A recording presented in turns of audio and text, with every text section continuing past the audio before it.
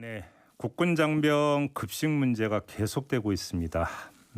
그래서 국방부가 급식 종합 대책이라고 하는 걸 내놓았는데요. 이걸 내놓은 지 9일 만에 또다시 부실 급식 폭로가 나왔고, 그런데 이후 국방부가 정상적으로 급식이 이루어지고 있다면서 도시락 사진을 공개를 했는데 이게 또 논란이 되고 있습니다. 이 문제 어떻게 봐야 될지 이번 스튜디오로 모시는데요. 함께 좀 이야기 나눠보도록 하겠습니다. 군인권센터의 방혜린 상담지원팀장 모셨습니다. 어서 오세요. 네, 안녕하세요. 네.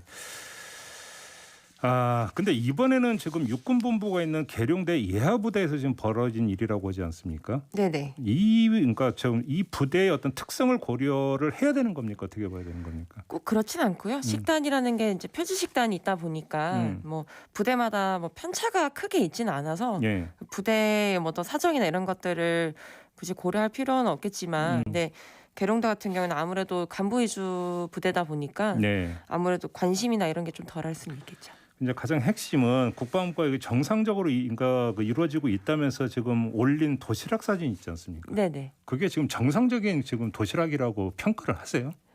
저희가 이제 보기는 아닌데 국방부는 그 이제 해명 사진을 통해서 네. 그 찍은 사진 중에 네. 뭐 다소 뭐 이렇게 한두 가지 반찬이 빠졌을 수는 있겠지만 우리는 뭐 정상적으로 편성을 해서 하고 있고, 네. 뭐 검수 과정 이후에 문제가 생겼다면 네. 뭐 확인해서 조치를 하겠다 이렇게 입장을 내는 것 같더라고요. 아니 근데 이 사진 속의 도시락 내용물을 보면서 정상적으로 급식이 이루어지고 있다는 판단을 어떻게 할 수 있는 걸까요? 전 그게 제일 의아하고 이해가 안 되거든요. 그러니까 기본적으로 그 군부대가 어떤 책정하는 그 식단이나 어떤 구성이라는 게 네.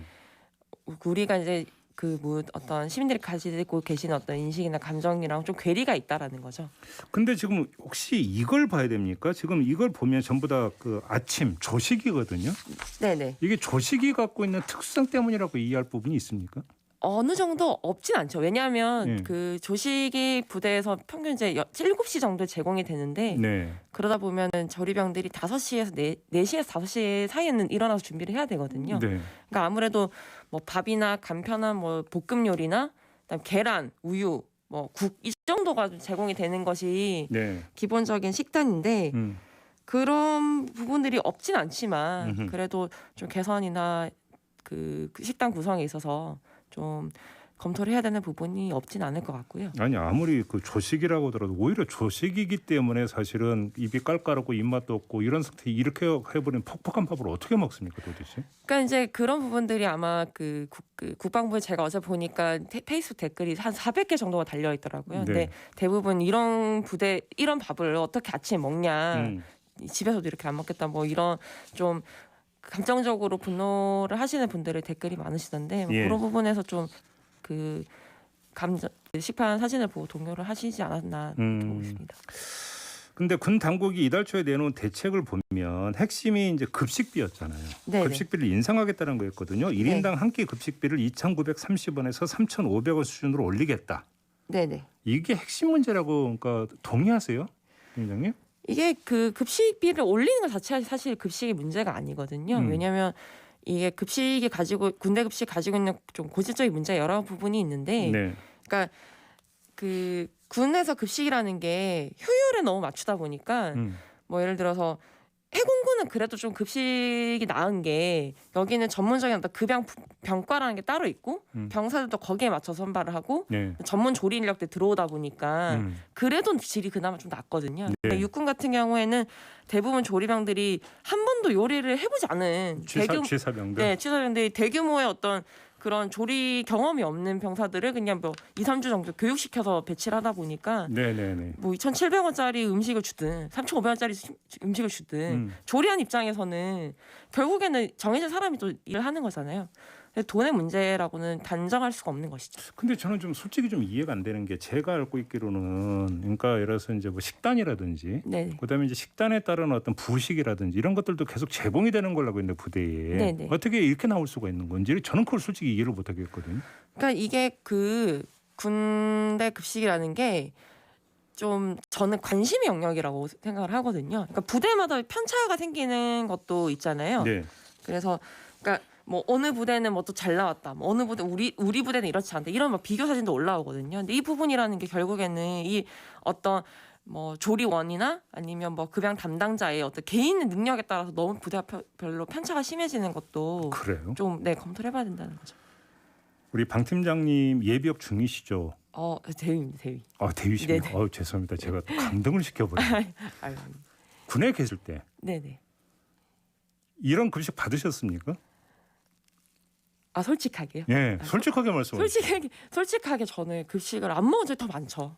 왜냐면 식단 이렇게 나오니까. 이렇게 계속 나와서 네네. 장교들도 이렇게 나왔어요? 네, 그러니까 뭐 보병 부대에서는 예. 뭐 연대 이하에서는 병사들이랑 거의 식단을 같이 하기 때문에 예. 이제 밥이 나오면 근데 이 부분이 사실 맹점인 거거든요. 간부들은 영에 나가서 사 먹으면 그만이잖아요. 그러니까 관심이 점점 떨어진다는 거죠. 병사들이 어떻게 먹고 사는지, 뭐 질이 좋은 음식을 먹고 있는지 이런 것들이 제대로 모니터링이 안 되고 있다 이렇게 봐야 되겠습니다. 아니 참 이건 저희하고 인터뷰했던 기동민 의원이 썼던 표현이니까 저도 한번 그냥 그대로 따라서 써보겠습니다. 아니 지금이 무슨 쌍팔년입니까? 아니 이런 급식이 어떻게 나와요? 그러니까 이게 제가 이제 계속 어디 인터뷰 나가서 얘기를 하는 게 예. 간부들이 끊임없는 관심을 가져야 된다. 그리고 우리가 학교 급식을 예를 많이 드는데 예. 학교 급식이 무상급식 체제로 오면서 여기까지 10수년이 걸렸거든요. 그러니까 이 과정에서 굉장히 많은 외부의 모니터링이 있었고 학교 급식 같은 경우에는 모든 정보가 다 인터넷에 공개가 되거든요. 예. 그러니까 군의 어떤 급식 부분도 뭐 계약이나 조달이나 뭐 어떤 급식의 전반적인 계획이라든가 뭐 로드맵 이런 것들이 투명하게 공개가 돼서 내부에서 어떤 계속 모니터링과 관찰과 개선이 이렇게 피드백이 이루어져야 되는데 그런 예. 부분이 너무 아쉬운 거죠. 그러면 지금 이 급식 문제를 바로잡기 위해서 뭐부터 손을 봐야 된다고 생각하세요? 저는 제일 중요한 거는 그 군이 가지고 있는 어떤 급식에 대한 로드맵이 무조건 대중한테 공개가 돼야 된다. 그래요? 네네. 그래야 이제 이게 어떤 부분에서 문제가 있고 어떤 식으로 이제 접근해야 개선이 되고 이런 부분들이 선순환으로 피드백이 도출이 될 텐데 네. 지금 뭐 저희가 뭐 정보공개 청구를 한다고 해도 뭐 계약에 대한 문제다 이러면서 다 비공개를 하거든요. 근데 군 먹이는 문제에 대해서는 그렇게 접근하면 안 된다는 것이죠. 그래도 제일 중요한 게 먹는 건데. 네네. 그러니까 로드맵이라는 게 예를 들어서 식단부터 식자재가 어떻게 이제 공급되고 네네. 어떤 질의 어떤 식자재가 제공이 되고 이런 네. 것까지 전부 다 진짜 다 공개가 돼야 된다. 그렇죠. 근데 이게 부대마다 편차가 어느 정도 있다고 봐야 되는 겁니까? 육군이나 뭐 해병대는 그렇게 크게 다르잖아요. 왜냐하면 이제 군단급에서 이제 그 표준 식단을 내리면, 그러니까 이게 군이 조리 인력이 별로 없다 보니까 대부분 반가공 뭐 완제품. 그러니까 예를 들어서 우리가 뭐 꽈리 고추 볶음을 먹는다. 이러면 꽈리 고추 볶음이 그냥 완제품으로 납품이 되는 거거든요. 그냥 볶기만 하면 될 수 있는 수준으로. 그러다 보니까 이제 급식 단가를 싸게 치고 조리는 간편하고 대신 맛은 보장할 수 없는 뭐 이런 식으로 계속 내다 보니까 아니, 제가 이제 그러니까 여쭤봤던 부대별 편차라는 게 육군 대 해군이 아니라 네. 육군의 어떤 사단별로 내지 대대별로. 이제 그런 부분들이 뭐 여기 배치되어 있는 뭐 민간 조리원분의 어떤 역량이라든가 개개인 조리병 개개인의 역량이라든가 아니 그 부대의 어떤 보급 담당이나 급양 담당이 얼마를 신경을 쓰는가 예. 이런 것들에 따라서 편차가 생길 수는 당연히 있는 거죠. 그래요. 네. 알겠습니다. 일단 그러면 그 급식과 관련한 모든 어떤 정보를 공개하는 게 필요하다. 네네. 그래서 이것도 이제 국민의 감시 대상에 올려놔야 그나마 안에서 개선이 조금씩 이루어질 거다. 그렇죠. 이 점이고. 근데 그는 근데 그걸 공개를 왜 안 해요? 그것도 군 기밀입니까? 그 이제 그 유구한 어떤 추측으로는 네. 식수 인원이 확인이 되면 전체적인 전력이 확인이 되니까 우리나라 그 국군 장병수가 몇 명인지가 군 기밀입니까? 아니요, 다 공개돼 있죠. 예비지간한 정보들. 근데 뭐하고 공개된다? 그리고 뭐 아니면 뭐 계약에 방해가 된다. 뭐 다른 업체가 이 정보를 미리 알아가지고 뭐 할 수 있다. 근데 아니 경쟁 붙으면 더 좋은 거죠. 납품받는 입장에서는 더 좋은 거 아닙니까? 그거? 네네. 근데 기본적인 조달이라는 게 경쟁 업체들의 경쟁력이 올라가면 전체의 품질이 올라갈 수밖에 없거든요. 그러니까요. 네, 당연히 공개를 하는 게 좋죠. 아니 공개해서 그래서 저한테 탐지되는 게 뭐 있나요? 글씨? 그러니까 밥그릇 수 따져가지고 책정하는 건 옛날 삼국시대나 하던 얘긴데. 그래요? 네. 아이고 참 알겠습니다. 모신 김에 각을 약간 틀어서 좀 하나 좀 여쭤볼 게 있는데요.